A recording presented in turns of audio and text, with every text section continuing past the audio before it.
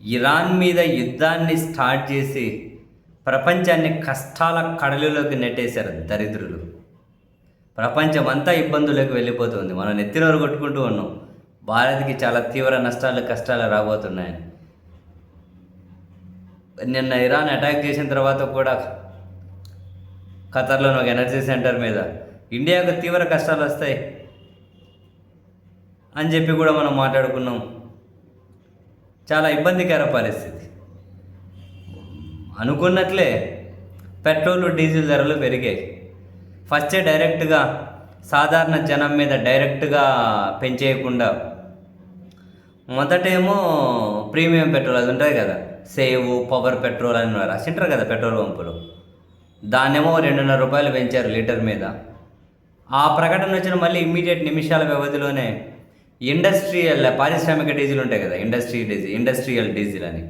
అదేనండి industrial diesel అంటే సాధారణ వాహనాల్లో పోసేది కాకుండా పరిశ్రమల్లోనూ కర్మాగారాల్లోనూ ఏదైనా పెద్ద పెద్ద అపార్ట్మెంట్లు కడుతున్నప్పుడు బుల్డోజర్లు జేసీబీలు అవన్నీ ఉంటాయి కదా, వాటిలో పోస్తారు కదా. ఆ ఇండస్ట్రియల్ డీజిల్ అయితే ఏకంగా లీటర్ మీద ₹22 పెరిగింది.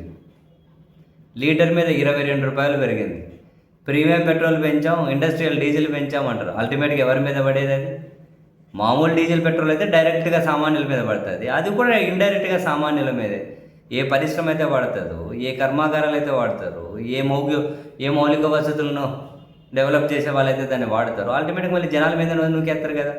మీరు చూడండి మాస్టరు, ఇప్పుడు నెక్స్ట్ 4 రాష్ట్రాలు ఎన్నికలు ఉన్నాయి కదా, కష్టపడుతూ ఆ ఎన్నికల వరకు ఏమైనా రేట్లు పెంచకుండా ఆపుతారో, ఇంకా అప్పటి వరకు కనుక చాలా కష్టమే. కాబట్టి రేపో ఎల్లుండే ఇంకా మామూలు పెట్రోల్ డీజిల్ మీద కూడా ఓ ₹4-5 లీటర్ మీద పెంచేసి వదులుతారు.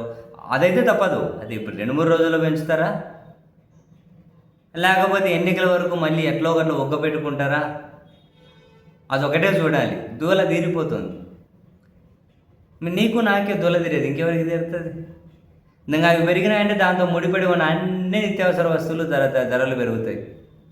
ఎక్కడ ఉండే రేటు ఎక్కడికి వచ్చా రూపాయేమో జీవితకాల కనిష్టం ₹93.5 దాటిపోయినట్లుంది. ఇన్ని మాటలు చెప్పిందయ్యా వీళ్ళు.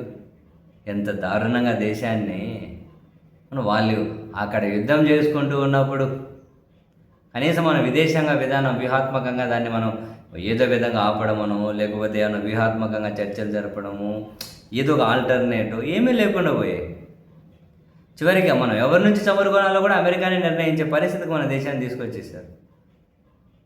ఈరోజు ప్రీమియర్ ధర వేరుగా, ప్రీమియర్ పెట్రోల్ ధర, ఇండస్ట్రియల్ డీజిల్ ధర పెరిగా, రేపు ఎల్లుండి మామూలు అన్నీ పెరిగిపోతాయి. అనుభవించు రాజా, ఏం చేసేది ఉంది రాజా మనము. ఆ దరిద్రులు ఇరాన్ మీద యుద్ధం వద్దురా, మొత్తం నాశనం అయిపోతుంది ప్రపంచం అని చెప్పాం. అసలు ఆ దరిద్రులు దేనికోసం యుద్ధం చేస్తున్నారు తెలుస్తావట్లే. ఎంత నెత్తికొక్కున్నా కూడా అసలు దేనికోసం చేస్తున్నారు ఈ దరిద్రులు? వాళ్ళ ఆ యుగో సాటిస్ఫై చేసుకోవడం కోసమా? ఇది రోజుకు ఒక టార్గెట్. ఎదవలు రోజుకొకటి. వాళ్ళ సామర్థ్యాన్ని విచ్ఛిన్నమంటారు, వాళ్ళ క్షిపణి సామర్థ్యాన్ని విచ్ఛిన్నమంటారు, లేదు హార్మూజ్ జలసంధిని ఇప్పుడు స్వాధీనం అంటారు, వాళ్ళ నాయకత్వాన్ని చంపేయడం అంటారు, ప్రభుత్వాన్ని చేంజ్ ఏదో ఒక దానికి కమిటీ తగలడాలి. ఈ వాళ్ళ మీద యుద్ధాన్ని మొదలుపెట్టిన ఈ పిచ్చేదవాళ్ళు నాశనం చేస్తున్నారు ప్రపంచాన్ని.